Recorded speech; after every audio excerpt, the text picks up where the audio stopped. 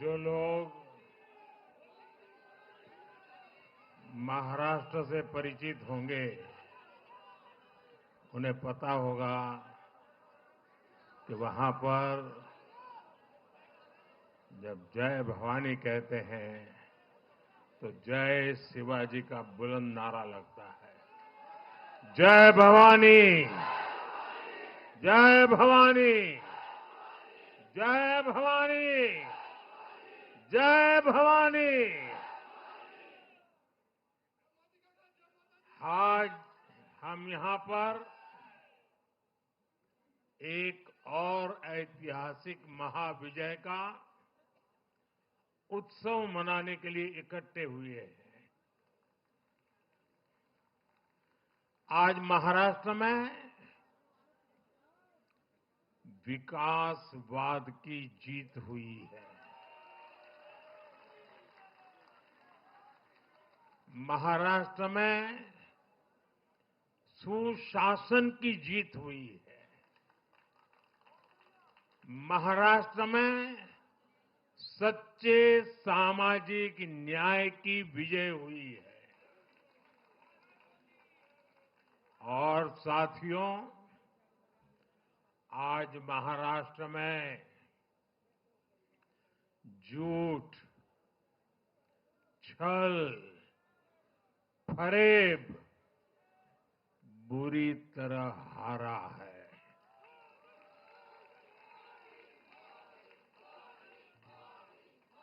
विभाजनकारी ताकतें हारी है। आज नेगेटिव पॉलिटिक्स की पराजय हुई है। आज परिवारवाद की हार हुई है।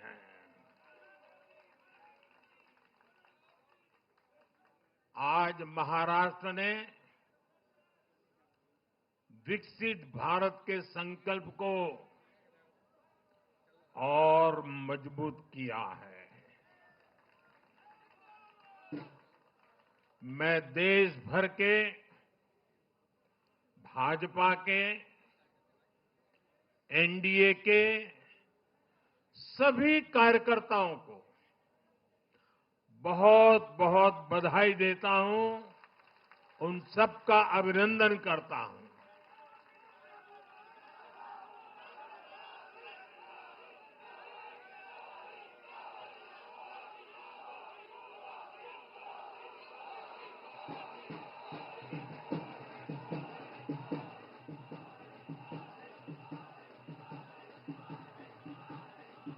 मैं श्री एकनाथ शिंदे जी, मेरे परम मित्र देवेंद्र फडणवीस जी, भाई अजीत पवार जी, उन सब की भी भूरी भूरी प्रशंसा करता हूं। साथियों, आज देश के अनेक राज्यों में उपचुनावों के भी नतीजे आए हैं। नड्डा जी ने विस्तार से बताया है, इसलिए मैं विस्तार में नहीं जा रहा हूं। लोकसभा की भी हमारी एक सीट और बढ़ गई है।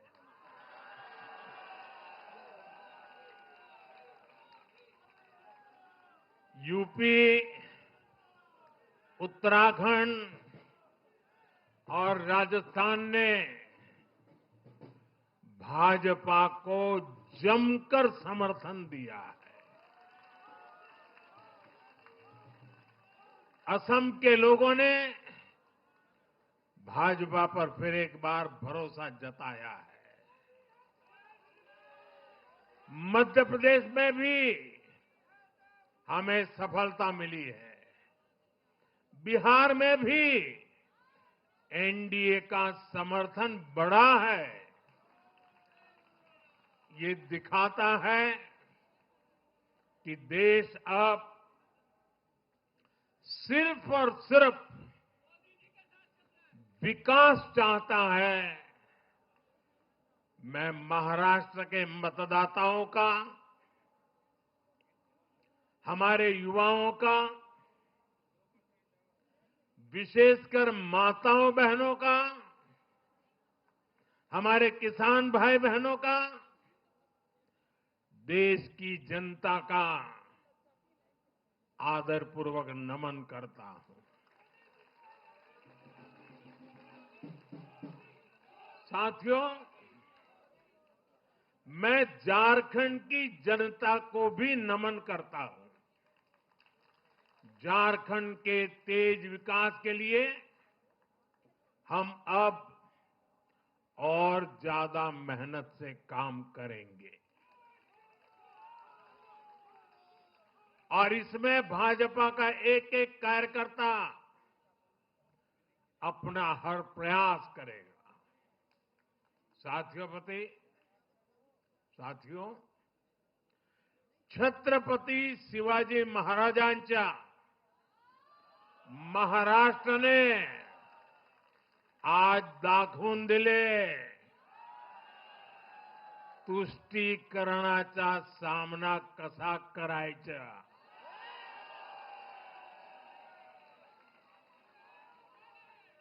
छत्रपती शिवाजी महाराज,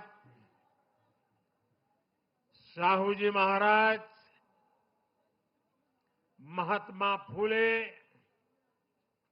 सावित्रीबाई फुले, बाबा साहब आंबेडकर, वीर सावरकर, बाला साहब ठाकरे, ऐसे महान व्यक्तित्वों की धरती ने इस बार पुराने सारे रिकॉर्ड तोड़ दिए।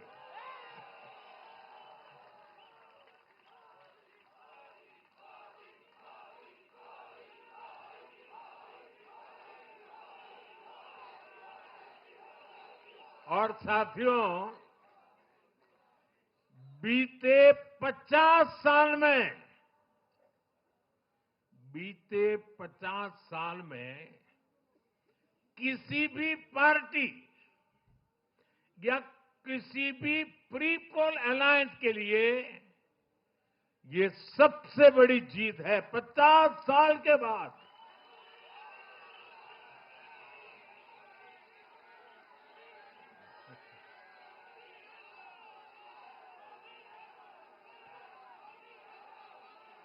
और एक महत्वपूर्ण बात मैं बताता हूं,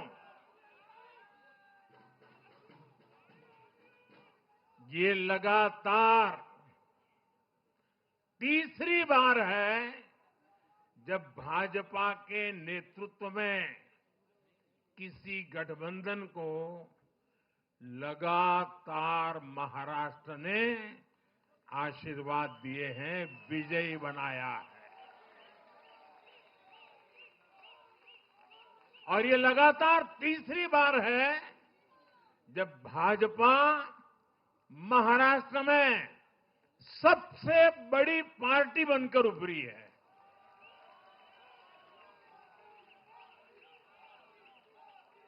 साथियों, ये निश्चित रूप से ऐतिहासिक है। ये भाजपा के गवर्नेंस मॉडल पर मुहर है।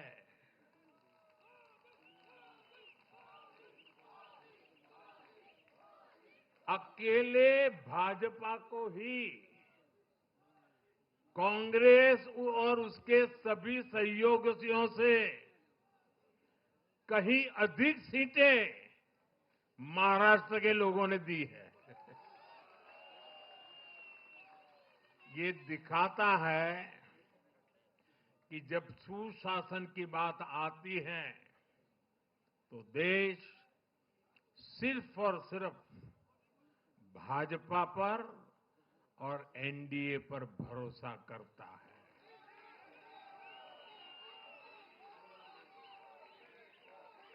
साथियों, एक और बात है जो आपको और खुश कर देगी। महाराष्ट्र देश का छठा राज्य है जिसने भाजपा को लगातार 3 बार जनादेश दिया है।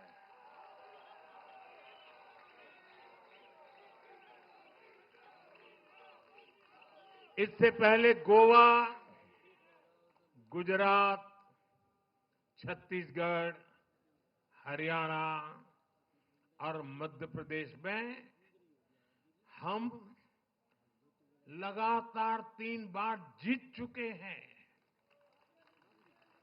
और बिहार में भी एनडीए को 3 बार से ज्यादा बार लगातार जनादेश मिला है और 60 साल के बाद आपने मुझे तीसरी बार मौका दिया, ये तो है ही है।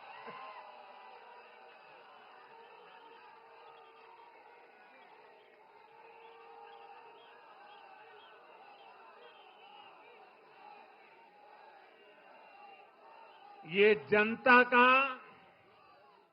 हमारे सुशासन के मॉडल पर विश्वास है और इस विश्वास को बनाए रखने में हम कोई कोर कसर बाकी नहीं रखेंगे।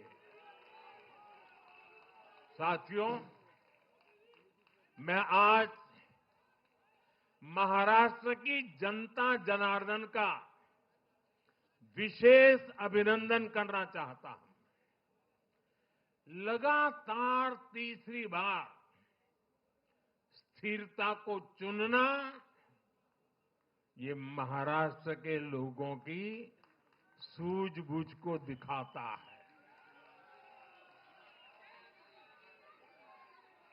हां, बीच में जैसा अभी नड्डा जी ने विस्तार से कहा था, कुछ लोगों ने धोखा करके अस्थिरता पैदा करने की कोशिश की, लेकिन महाराष्ट्र ने उनको नकार दिया है और उस पाप की सजा मौका मिलते ही दे दी है।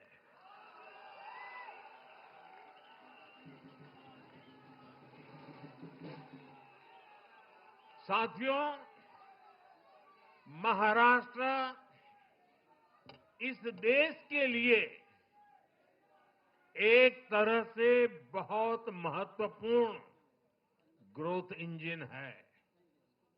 इसलिए महाराष्ट्र के लोगों ने जो जनादेश दिया है, वो विकसित भारत के लिए बहुत बड़ा आधार बनेगा। वो विकसित भारत के संकल्प की सिद्धि का आधार बनेगा। साथियों, हरियाणा के बाद महाराष्ट्र के चुनाव का भी सबसे बड़ा संदेश है एकजुटता। एक है तो एक है तो एक है तो ये आज देश का महामंत्र बन चुका है। कांग्रेस और उसको इकोसिस्टम, उन्होंने सोचा था कि संविधान के नाम पर झूठ बोलकर, आरक्षण के नाम पर झूठ बोलकर एससी, एसटी, ओबीसी को छोटे छोटे समूह में बांट देंगे। वो सोचते थे सब बिखर जाएंगे। कांग्रेस और उसके साथियों की साजिश को महाराष्ट्र ने सिरे से खारिज कर दिया है। महाराष्ट्र ने डंके की चोट पर कहा है, एक है तो एक है तो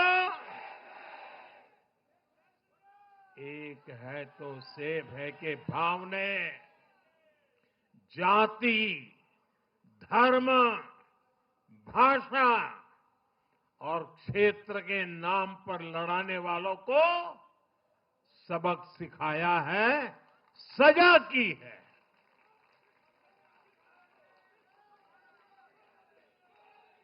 आदिवासी भाई बहनों ने भी भाजपा एनडीए को वोट दिया। ओबीसी भाई बहनों ने भी भाजपा एनडीए को वोट दिया। मेरे दलित भाई बहनों ने भी भाजपा एनडीए को वोट दिया। समाज के हर वर्ग ने भाजपा एनडीए को वोट दिया। ये कांग्रेस और इंडी गठबंधन के उस पूरे इकोसिस्टम की सोच पर करारा प्रहार है, जो समाज को बांटने का एजेंडा चला रहे थे। साथियों,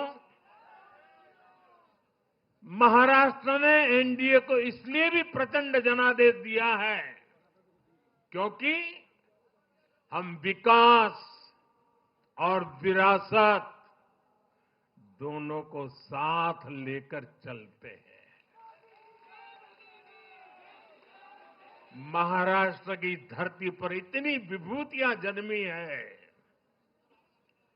बीजेपी और मेरे लिए छत्रपति शिवाजी महाराज आराध्य पुरुष है।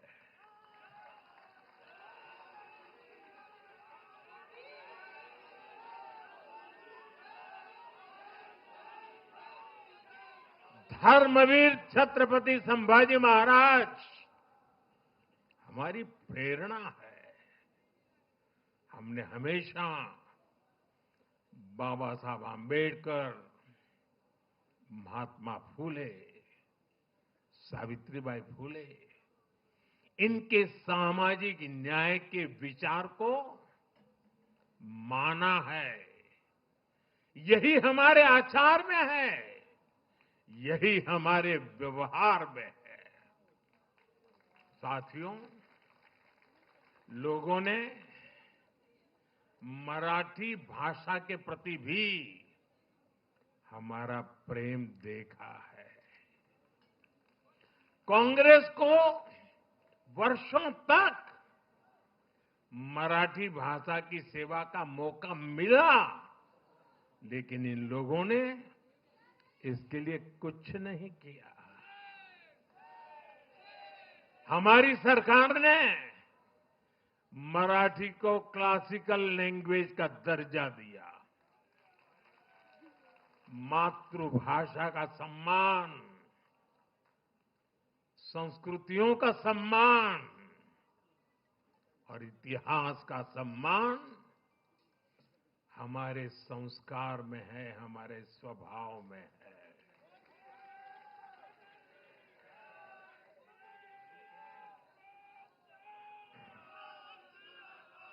और मैं तो हमेशा कहता हूं, मातृभाषा का सम्मान मतलब अपनी मां का सम्मान।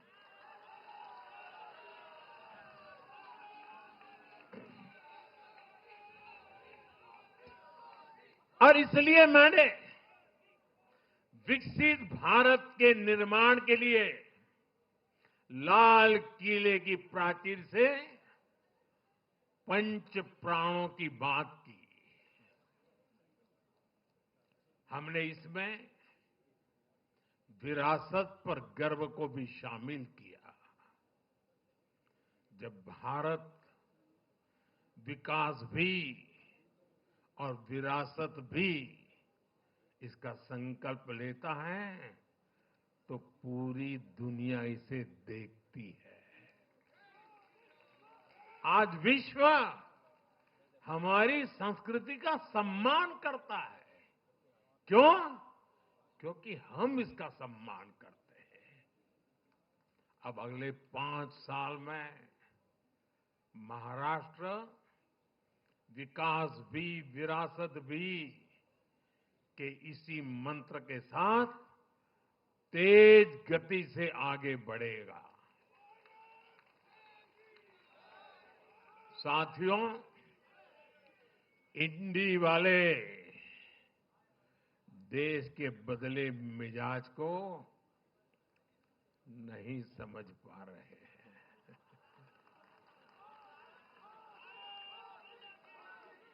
ये लोग सच्चाई को स्वीकार करना ही नहीं चाहते। ये लोग आज भी भारत के सामान्य वोटर के विवेक को कम करके आंकते हैं। देश का वोटर, देश का मतदाता अस्थिरता नहीं चाहता। देश का वोटर नेशन फर्स्ट की भावना के साथ है। जो कुर्सी फर्स्ट का सपना देखते हैं, उन्हें देश का वोटर पसंद नहीं करता। साथियों, देश के हर राज्य का वोटर दूसरे राज्यों की सरकारों का आकलन भी करता है। वो देखता है कि जो एक राज्य में बड़े बड़े प्रॉमिस करते हैं, उनकी परफॉर्मेंस दूसरे राज्य में कैसी है। महाराष्ट्र की जनता ने भी देखा कि कर्नाटका, तेलंगाना और हिमाचल में कांग्रेस सरकारें कैसे जनता से विश्वासघात कर रही है। ये आपको पंजाब में भी देखने को मिलेगा।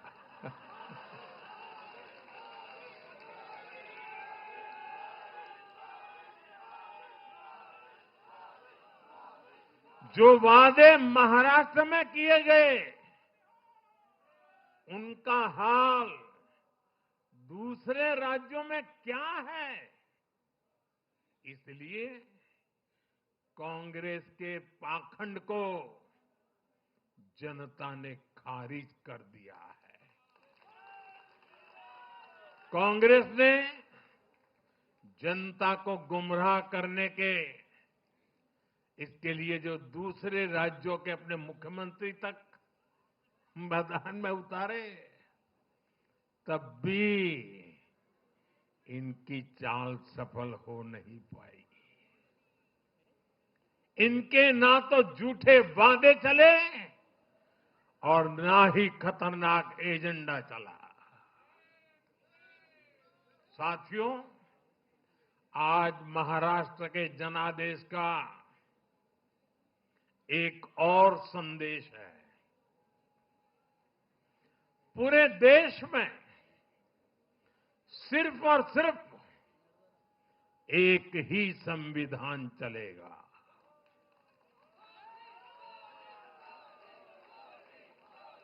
वो संविधान है बाबा साहब आम्बेडकर का संविधान, भारत का संविधान। जो भी सामने या पर्दे के पीछे देश में दो संविधान की बात करेगा, उसको देश पूरी तरह से नकार देगा। कांग्रेस और उसके साथियों ने जम्मू कश्मीर में फिर से आर्टिकल 370 की दीवार बनाने का प्रयास किया।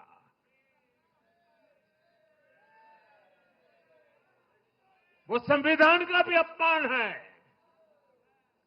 महाराष्ट्र ने उनको साफ साफ बता दिया कि ये नहीं चलेगा। अब दुनिया की कोई भी ताकत, और मैं कांग्रेस वालों को कहता हूं, कान खोल के सुन लो,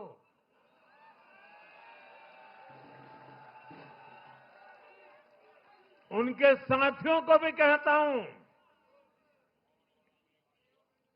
अब दुनिया की कोई भी ताकत 370 को वापस नहीं ला सकती।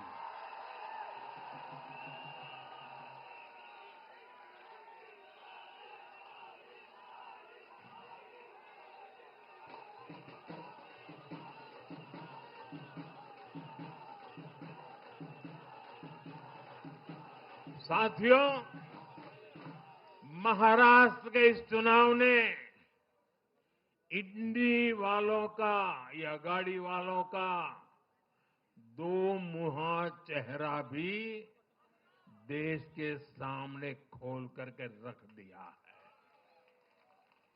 हम सब जानते हैं बाला साहब ठाकरे का इस देश के लिए, समाज के लिए बहुत बड़ा योगदान रहा है। कांग्रेस ने सत्ता के लालच में उनकी पार्टी के एक धड़े को साथ में तो ले लिया, तस्वीरें भी निकाल दी, लेकिन कांग्रेस का कोई नेता बाला साहब ठाकरे की नीतियों की कभी भी प्रशंसा नहीं कर सकती। और इसलिए मैंने अघाड़ी में कांग्रेस के साथी दलों को चुनौती दी थी कि वो कांग्रेस से बाला साहब ठाकरे की नीतियों की तारीफ में कुछ शब्द जरा बुलवा करके दिखाएं। आज तक वो ये नहीं कर पाए हैं। मैंने दूसरी चुनौती वीर सावरकर जी को लेकर के दी थी। कांग्रेस के नेतृत्व ने लगातार पूरे देश में वीर सावरकर का अपमान किया है, उन्हें गालियां दी है। महाराष्ट्र में वोट पाने के लिए इन लोगों ने टेम्पररी वीर सावरकर जी को जरा टेम्पररी गाली देना उन्होंने बंद किया है।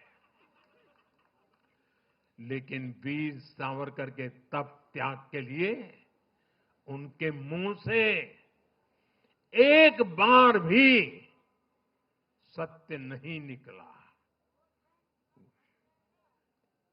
और यही इनका दो मुहापन है। ये दिखाता है कि उनकी बातों में कोई दम नहीं है।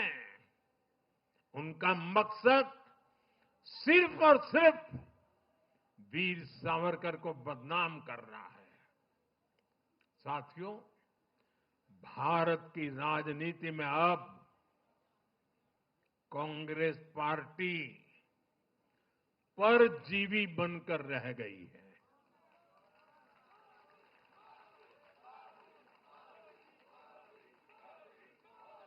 कांग्रेस पार्टी के लिए अब अपने दम पर सरकार बनाना लगातार मुश्किल हो रहा है।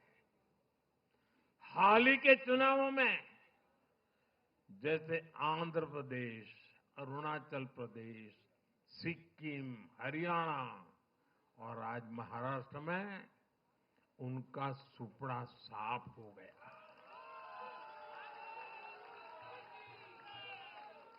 कांग्रेस की घिसी पीटी विभाजनकारी राजनीति फेल हो रही है, लेकिन फिर भी कांग्रेस का अहंकार देखिए। उसका अहंकार 7वें आसमान पर है। सच्चाई ये है कि कांग्रेस अब एक परजीवी पार्टी बन चुकी है।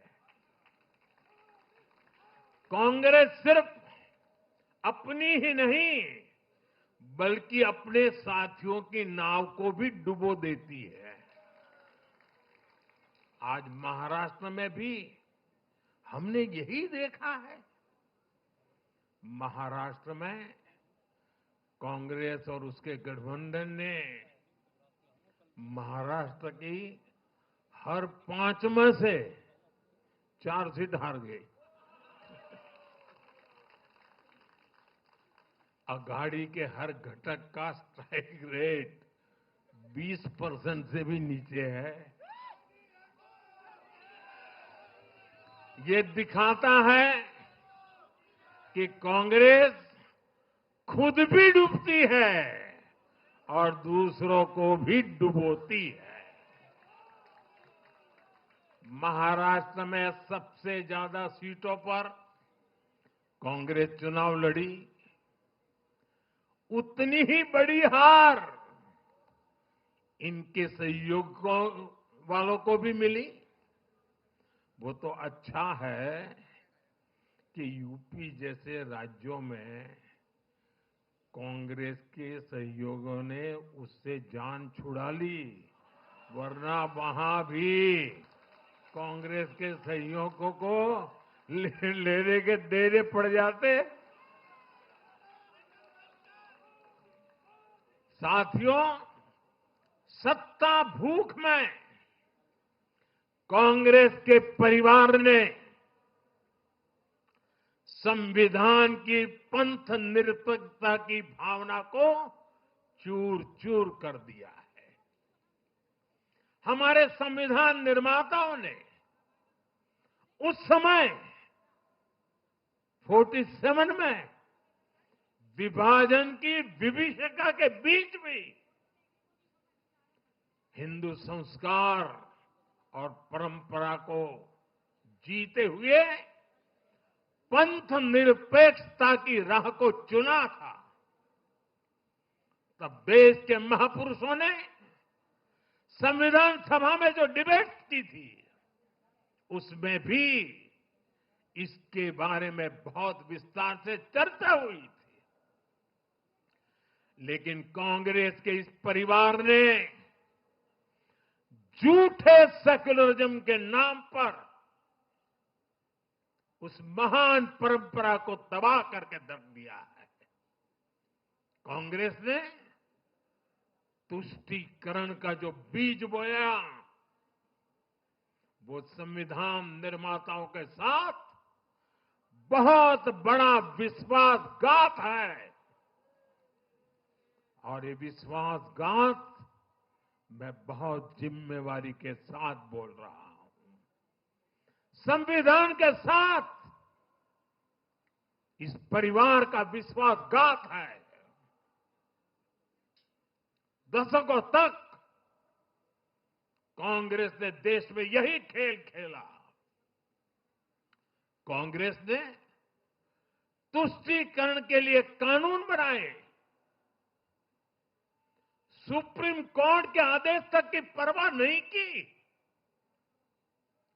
इसका एक उदाहरण वक्फ बोर्ड है।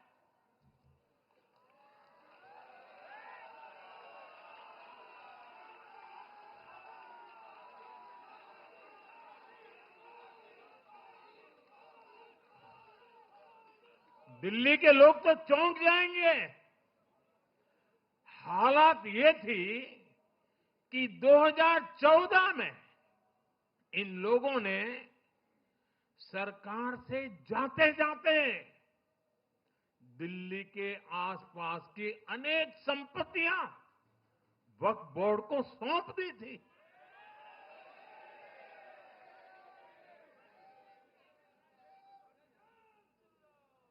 बाबा साहब आंबेडकर जी ने जो संविधान हमें दिया है ना, जिस संविधान की रक्षा के लिए हम प्रतिबद्ध है, संविधान में वक्फ कानून का कोई स्थान ही नहीं है।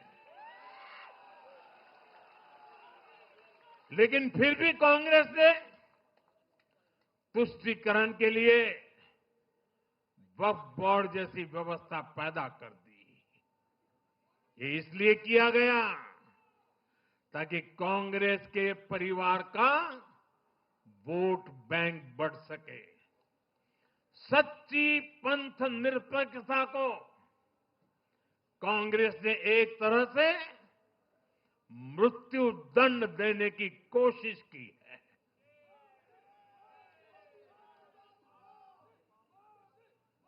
साथियों, कांग्रेस के शाही परिवार की सत्ता भूख इतनी विकृति हो गई है कि उन्होंने सामाजिक न्याय की भावना को भी चूर चूर कर दिया है। एक समय था जब कांग्रेस के नेता इंदिरा जी समेत खुद जात पात के खिलाफ बोलते थे, पब्लिकली लोगों को समझाते थे, एडवर्टाइजमेंट छापते थे। लेकिन आज यही कांग्रेस और कांग्रेस का एक परिवार खुद की सत्ता भूख को शांत करने के लिए जातिवाद का जहर फैला रहा है। इन लोगों ने सामाजिक न्याय का गला घोंट दिया है।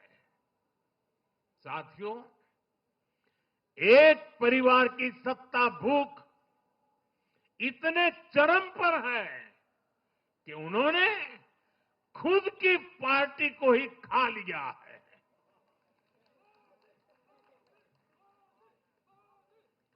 देश के अलग अलग भागों में कई पुराने जमाने के कांग्रेस कार्यकर्ता हैं, पुरानी पीढ़ी के लोग हैं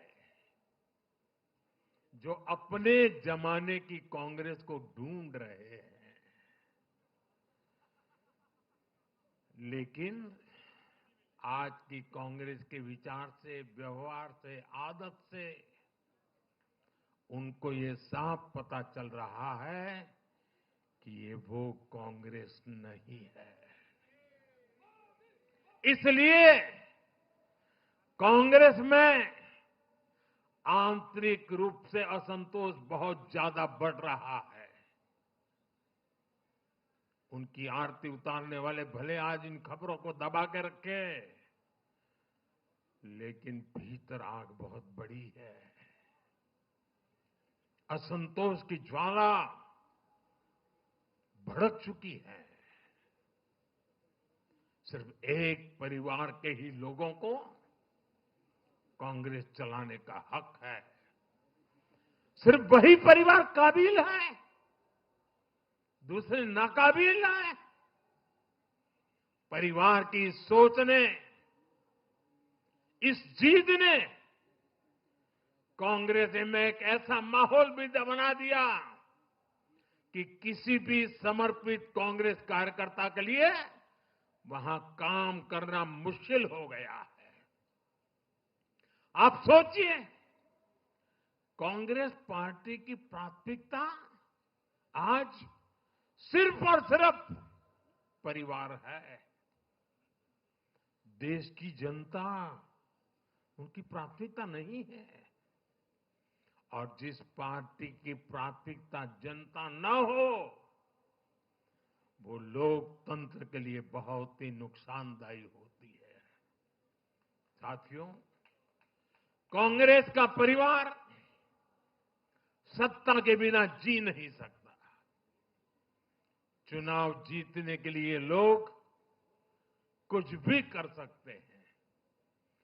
दक्षिण में जाकर उत्तर को गाली देना, उत्तर में जाकर के दक्षिण को गाली देना और विदेश में जाकर देश को गाली देना।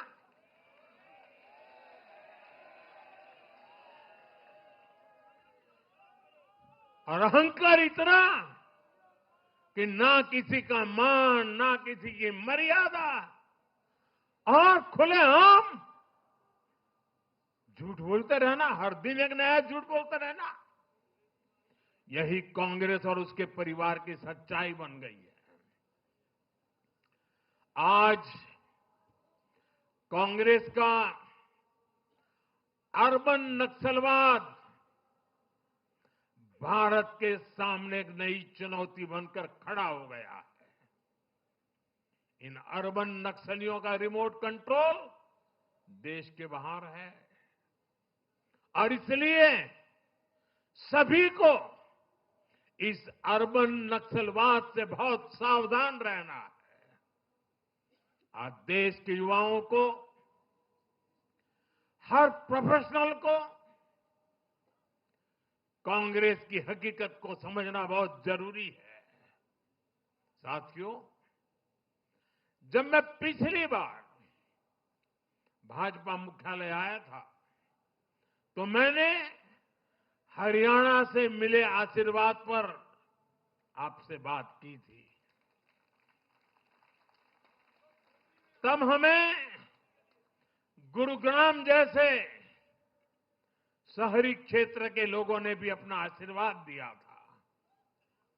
अब आज मुंबई ने, पुणे ने, नागपुर ने, महाराष्ट्र के ऐसे सभी बड़े शहरों ने अपनी स्पष्ट राय रखी है।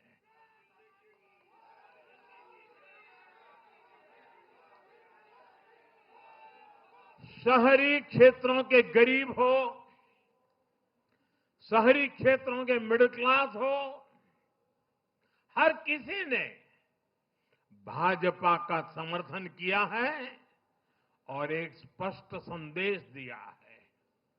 यह संदेश है आधुनिक भारत का, विश्व स्तरीय शहरों का। हमारे महानगरों ने विकास को चुना है, आधुनिक इंफ्रास्ट्रक्चर को चुना है और सबसे बड़ी बात, उन्होंने विकास में रोड़े अटकाने वाली राजनीति को नकार दिया है। आज बीजेपी हमारे शहरों में ग्लोबल स्टैंडर्ड के इंफ्रास्ट्रक्चर बनाने के लिए लगातार काम कर रही है।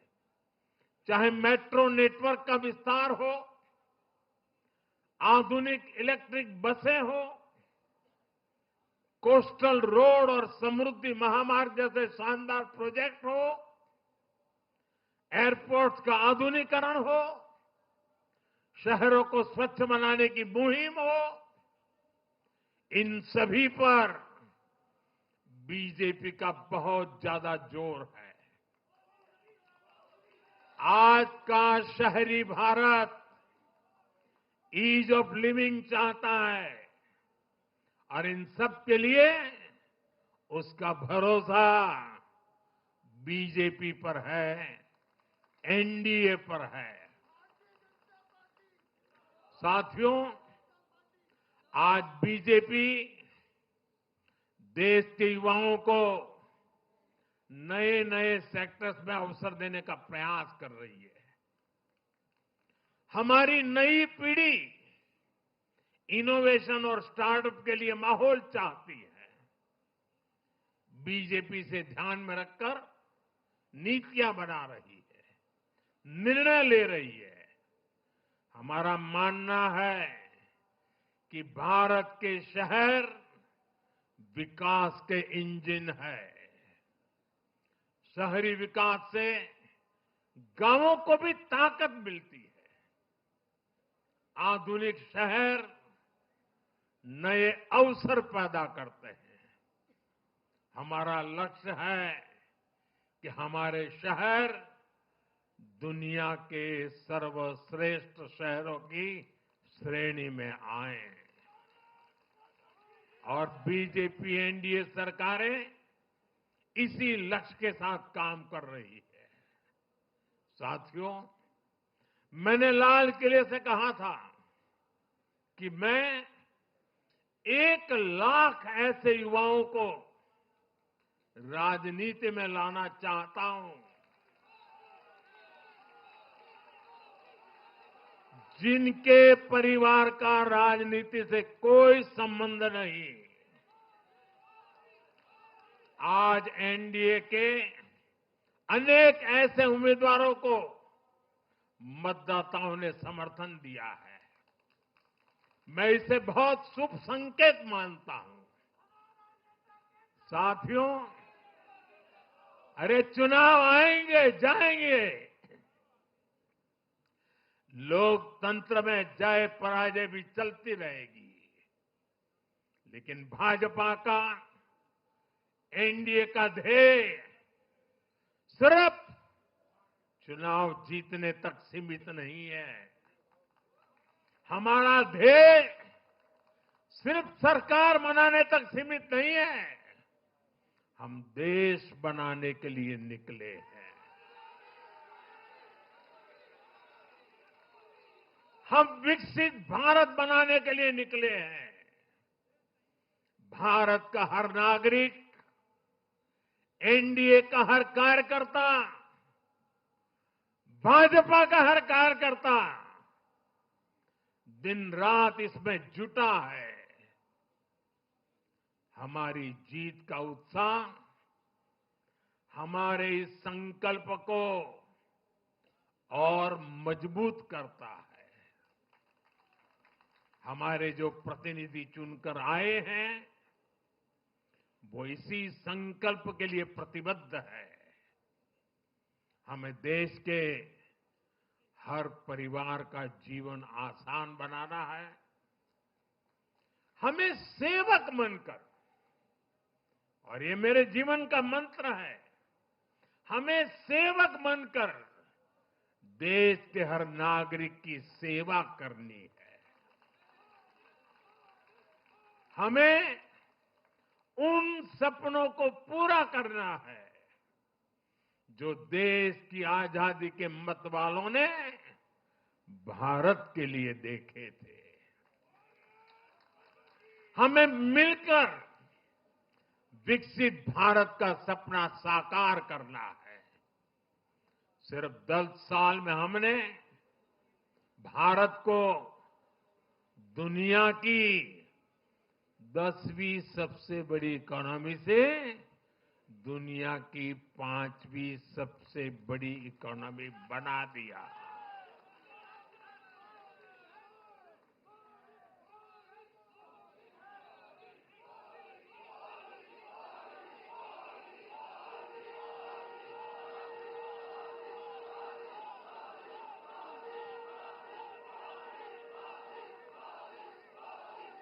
किसी को भी लगता, अरे मोदी जी 10 में से 5 पर पहुंच गए, अब तो बैठो आराम से।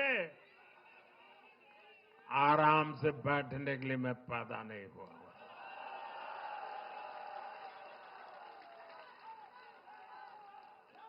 वो दिन दूर नहीं जब भारत दुनिया की तीसरी सबसे बड़ी अर्थव्यवस्था बन के रहेगा।